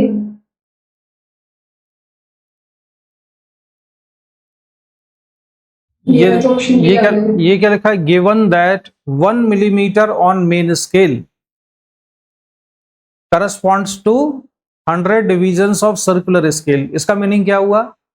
सर्कुलर स्केल के जब 100 डिवीजन रोटेट करेंगे तो लीनियर डिस्टेंस कितनी कवर करेगा? वो 1 मिलीमीटर कवर करेगा। हाँ आया समझ में जानवी है? इस सेंटेंस का मीनिंग क्या है? गिवन दैट कि जब सर्कुलर स्केल 100 डिवीजन पूरे कंप्लीट करेगा तब मेन स्केल में 1 mm कवर होगा। तो सर्कुलर स्केल लीनियरली कितना चलेगा? 1 mm। हाँ, वो ढक्कन को घुमा दिया पूरा। ढक्कन में कितने डिवीजन है? 100। तो ढक्कन के 100 डिवीजन हमने पूरे घुमा दिए गोल गोल, तो वो आगे पीछे कितना होगा? 1 मिलीमीटर। तो 1 मिलीमीटर क्या हुआ? पिच। यही था ना पिच? 1 मिलीमीटर क्या हुआ? पिच। अच्छा, इसके जो स्क्रू गेज दिया है, इसके थ्रेडिंग के बीच का डिस्टेंस कितना है? दो कंसेक्यूटिव थ्रेडिंग के बीच का डिस्टेंस कितना है? 1 मिलीमीटर। 1 मिलीमीटर। यही पिच होती है। हाँ यही पिच होती है ना जानवी? सर। Yes sir. और pitch upon number of division on the circular scale, वो क्या होता है? Least count. तो लीस्ट काउंट इसका कितना हुआ? 1/100 तो 1/100 यूनिट भी बोलो। हाँ, यूनिट जरूर बोलना, क्योंकि इसमें कुछ क्वेश्चन में कुछ चीजें सेंटीमीटर में दी हो सकती, कुछ मिलीमीटर में। जैसे आंसर सेंटीमीटर में है इसका, तो सारा कैलकुलेशन अगर तुमने मिलीमीटर में किया है, finally you have to convert it into centimetre. ठीक, तो आंसर क्या आया संभवी तुम्हारा? बी। Answer B correct. तो ये आ गया आंसर इसका। जानवी, थोड़ा सा कैलकुलेशन में Yes. तुम स्लो हो रही हो ना? हाँ, उसकी आदत डालना है तुमको। जेई निकालना है तो कैलकुलेशन फास्ट करनी है। मैथमेटिक्स हमारा बढ़िया होना चाहिए, कैलकुलेशन वाला मैथमेटिक्स। चलो अब ये वाला क्वेश्चन।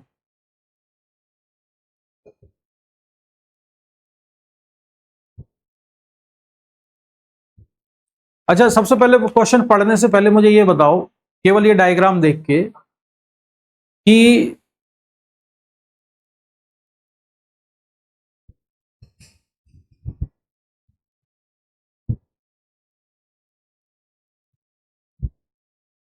ठीक है चलो, अच्छा सॉल्व करो इसको अभी।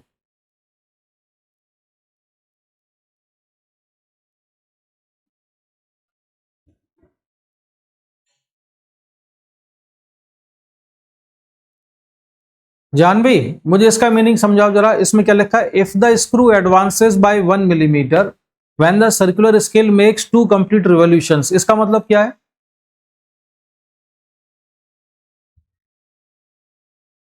जब सर्कुलर स्केल 2 कंप्लीट रिवॉल्यूशंस देता है तो दोबारा पढ़ो। एक मिनट क्लैरिफिकेशन। हाँ हाँ, दोबारा पढ़ो, दोबारा पढ़ो। मैं कहां से कहां तक बात कर रहा हूं? यहां से लेके और इतने हिस्से का मीनिंग समझाओ जरा।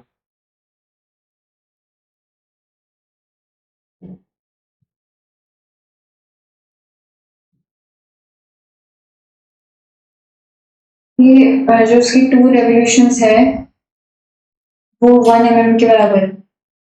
तो इसका पिच कितना है? 1 नहीं,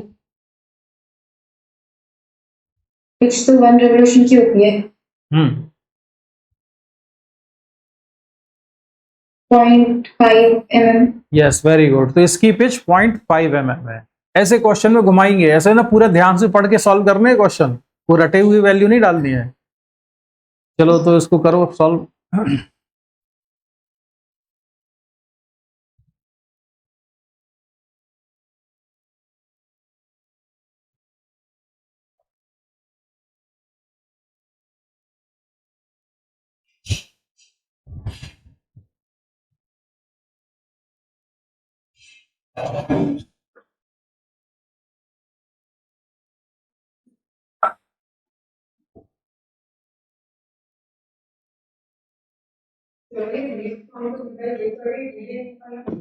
कितना लिस्ट काउंट कितना आ रहा है?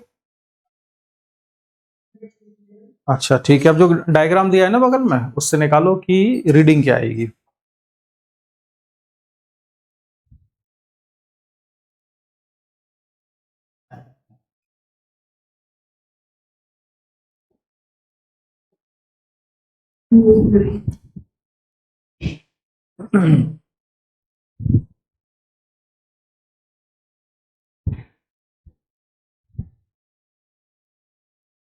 मेन स्केल रीडिंग कितनी नजर आ रही है डायग्राम में? कि 3। 3 इंटू वॉट? मिलीमीटर बताओ, कितने मिलीमीटर?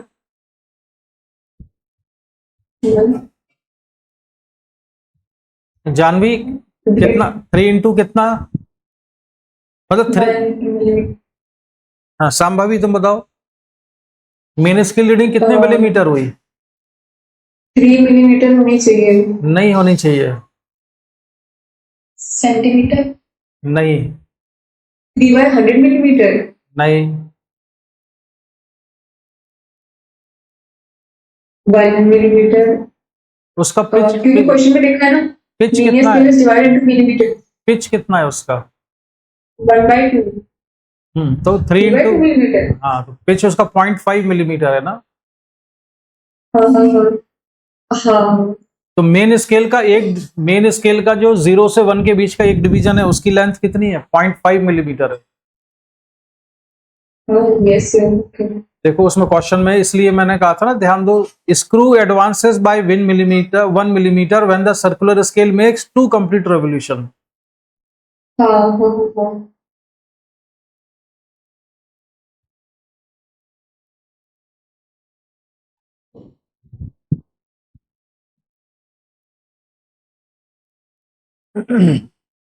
पिच तो आ गई होगी। हाँ सर। तो पिच सर 1.5 हुआ मेन स्केल की रीडिंग। लीस्ट काउंट कितनी हुई? 0.01 मिलीमीटर, इतना ही आया था। Yes sir. रीडिंग कितनी होगी मेन स्केल रीडिंग प्लस, तो ये कितना 3.32 मिलीमीटर, या उस और कम करें? अच्छा ये 32 है। Okay sir okay. मुझे थोड़ा समझ में नहीं आ रहा था, वो मुझे समझ में आ गया कि ये इसको फिगर को देख के रीडिंग कैसे निकालूंगी। हाँ तो 3 सेंटीमीटर या मिलीमीटर जो भी थे वो पूरे हो चुके हैं। इसके बाद जो सर्कुलर स्केल डिवीजन है वो 30, और उसके बाद दो और हैं ऊपर के, यस सर। 32। तो ये एग्जाम का ही क्वेश्चन है, एग्जाम में आया हुआ क्वेश्चन है ये, है ना। ओके।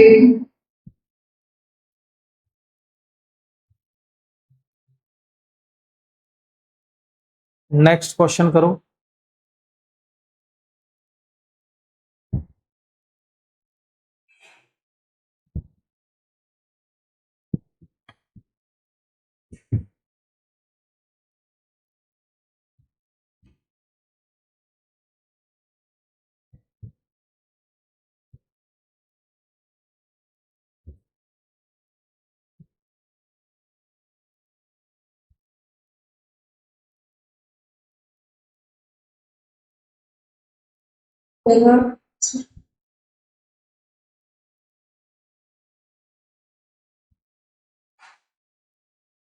जानवी इसमें मुझे यहाँ तक समझ में आ गया, रेफरेंस लाइन तक। उसके बाद मेरा glass plate is placed between the studs, थोड़ा कंफ्यूजन हो रहा है, समझ में नहीं आ रहा।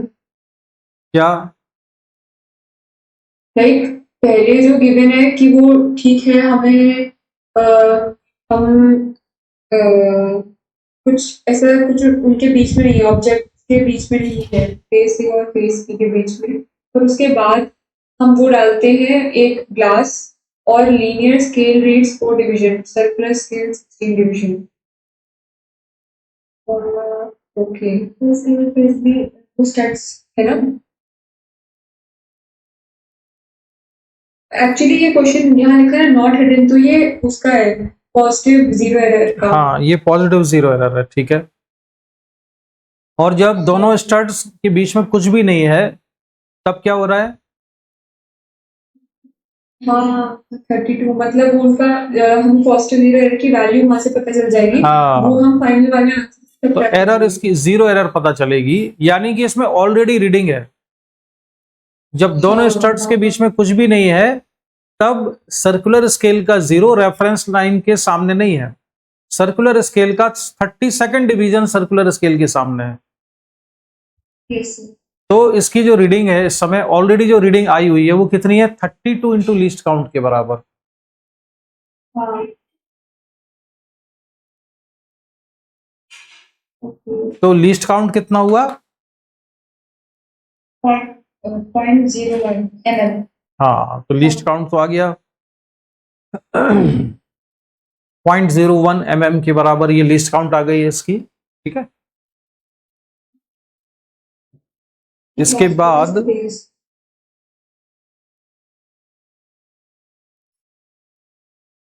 Zero of linear scale is not hidden, इसका मतलब ये है कि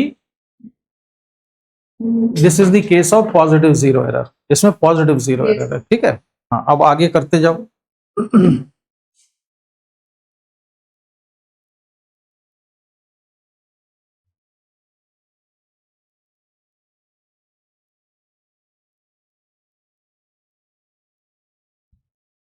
सर मतलब जो जीरो एरर है, मतलब मेरे हिसाब से मेरा आंसर आ गया शायद। जीरो एरर तो आ गया, ठीक है। फाइनल रीडिंग भी आ गई, हाँ शायद।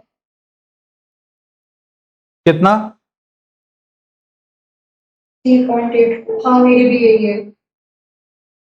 तो पॉजिटिव जीरो एरर आ गया, 0.32 आ गया। फाइनल रीडिंग हो जाएगी 4 mm plus 16 into 0.32 minus 0.32, 3.84। Very good, तो जानवी का भी आ गया आंसर इस बार तो, ठीक है। नेक्स्ट क्वेश्चन देखो, ये क्वेश्चन में तो मैं ना होमवर्क के लिए दे रहा हूं, मैं यहां नहीं करा रहा तुमको, इसमें थोड़ा परेशान होना, ये बढ़िया क्वेश्चन था। पहले तो इसका मतलब समझना, ये नॉर्मली जैसे सीधे सीधे क्वेश्चन आते हैं ना, वैसा नहीं था ये। तो मैं इसको स्किप कर रहा हूं, इसको तुम लिख लेना 12th, या स्क्रीनशॉट ले लो इसका अभी, ठीक है। और मैं इसको जल्दी फॉरवर्ड करूं, तुम सोल्यूशन ना देख पाओ इसका। हाँ, आप करो आगे।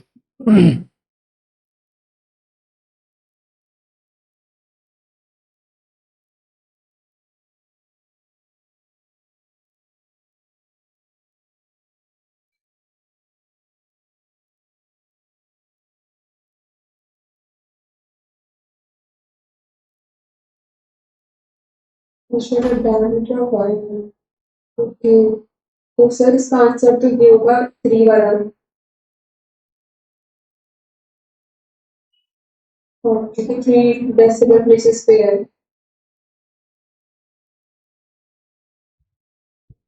कुछ नहीं दिया था इसमें, आंसर क्या हो जाएगा इसका? 3, क्योंकि जो 4 किस लिए पॉसिबल नहीं है, क्योंकि डेसिमल के बाद 4th प्लेस तक दिया हुआ है, फर्स्ट और सेकंड में भी प्रॉब्लम है। तो करेक्ट आंसर इसका हो गया 3। चलो एरर वाला ट्राई करके देखो जरा। Least count of screw gauge is 1/100 millimetre and the pitch of the screw gauge is 1 millimetre, the maximum percentage error of the instrument. तो खैर एरर बेटा तुमने पढ़ा हुआ नहीं है, इसलिए मैं इसको यहां बता देता हूं।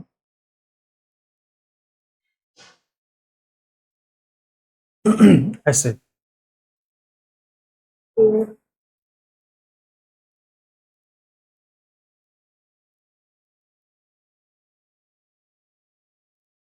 अब ये क्वेश्चन सॉल्व सर करो। 1 मिनट बैक।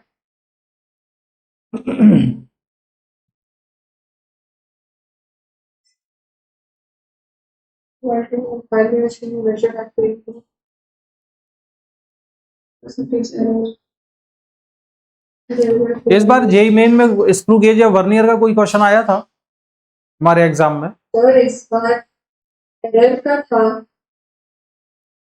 इस बार एक्चुअली मैंने जनवरी शिफ्ट का किया था, तो उसमें 1-2 थे। अप्रैल शिफ्ट में पता नहीं, उसके मुझे पीवाईक्यू में मिले नहीं। वो जो ऐप से मैं सॉल्व कर रही हूँ उसमें एक डाले नहीं है, सिर्फ जानकारी के डाले हैं। नहीं, तुमने जो पेपर दिया था उसमें वर्नियर या स्क्रू गेज का था कोई क्वेश्चन? हाँ, एक क्वेश्चन था। हाँ, तो इसका ना एक क्वेश्चन दोनों में से किसी ना किसी का ना जेई मेन में जरूर आता है।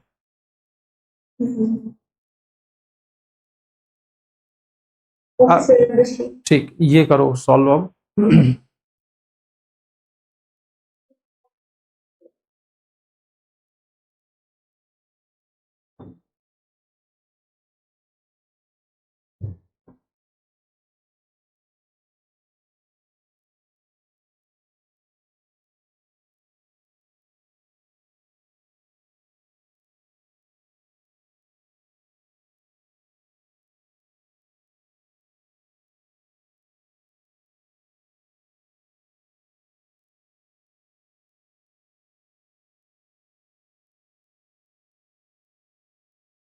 Europe Cyprus Bill lies 6 million below the line of graduation. Okay. 0. मतलब ये नेगेटिव डायरेक्शन, मतलब नेगेटिव वो।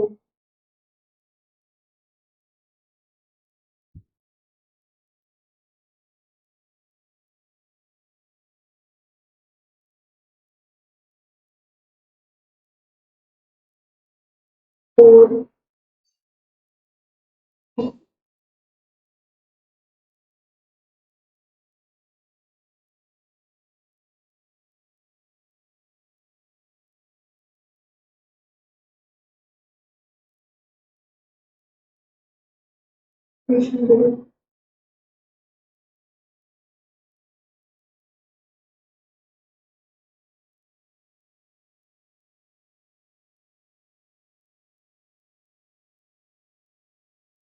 जानवी, इसमें एरर है, जीरो एरर है इसमें। यस सर, कौन सी, पॉजिटिव या नेगेटिव? नेगेटिव, क्योंकि 0 6 के नीचे है।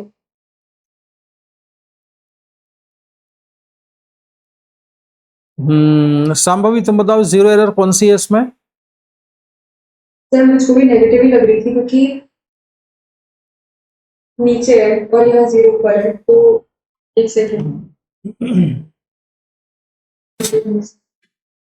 मैंने लिखा नहीं हाँ, होगा। सोचो पहले तो ये जीरो एरर के बारे में ही ठीक से सोचो कि ये कौन सी जीरो एरर है। हाँ, ये पॉजिटिव 0 एरर होगी।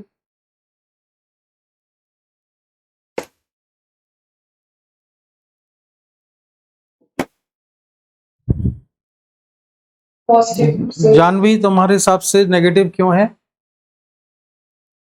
तो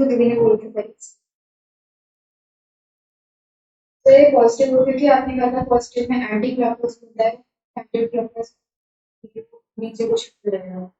हाँ, मतलब जो है मेन स्केल के डिवीजन तभी नजर आएंगे जबकि पॉजिटिव जीरो एरर होगी, अदरवाइज तो उसका जीरो दिखेगा ही नहीं मेन स्केल का, या बेयरली विजिबल होगा, हिडन होगा, ऐसा लिखा होगा उसमें। Yes sir.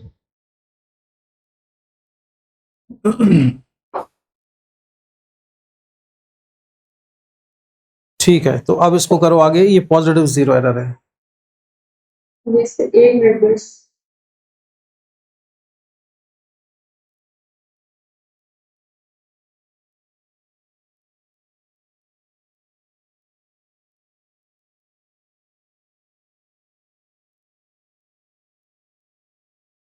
To 2.2 millimetres reading आएगी।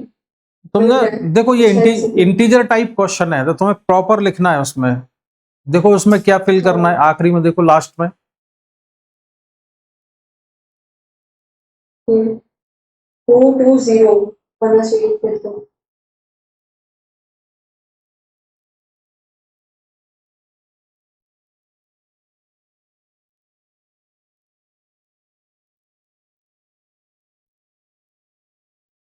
220 10 की पावर -2 मिलीमीटर, राइट। तो करेक्ट आंसर। तो 2 क्वेश्चन तुमने ना ठीक ठीक कर लिए अपने आप से सारे, जिसमें मैंने नहीं बताया। तो अब मैं क्या कर रहा हूँ, अब मैं इसके आगे नहीं करा रहा हूँ तुम्हें। क्यों? क्योंकि ऐसे ही क्वेश्चन आते जाएंगे। मेरे पास तो जेईई मेन के बहुत सारे क्वेश्चन लाइन से हैं अभी इसमें, लेकिन फिर तुम प्रैक्टिस कहाँ से करोगी अगर सारे यहीं कर देंगे तो, है ना। तो अब तुम इसके ना अपने आप से प्रैक्टिस करो। इसका आंसर 220 होगा। जानवी, तुमको समझ में आया 220 क्यों लिखा? तुम्हारा आंसर आया होगा ये 2.2 मिलीमीटर, लेकिन हमने इसको 220 इंटू 10 की पावर -2 मिलीमीटर ऐसा लिख के फिर फाइनली 220 क्यों लिखा आंसर? सर जानवी ने गड़बड़ कर रखी है कि उसने पिच को 4 मिलीमीटर ही मान लिया, बल्कि उसने 4 को जो मेंस की रीडिंग थी 4 इंटू 0.5 की है। हाँ, ये ध्यान दो, हमने पहले भी ध्यान दिया था कि इसमें क्वेश्चन में क्या लिखा हुआ है कि एक डिवीजन की जो लेंथ है मेन स्केल की वो 0.5 मिलीमीटर के बराबर है। हाँ।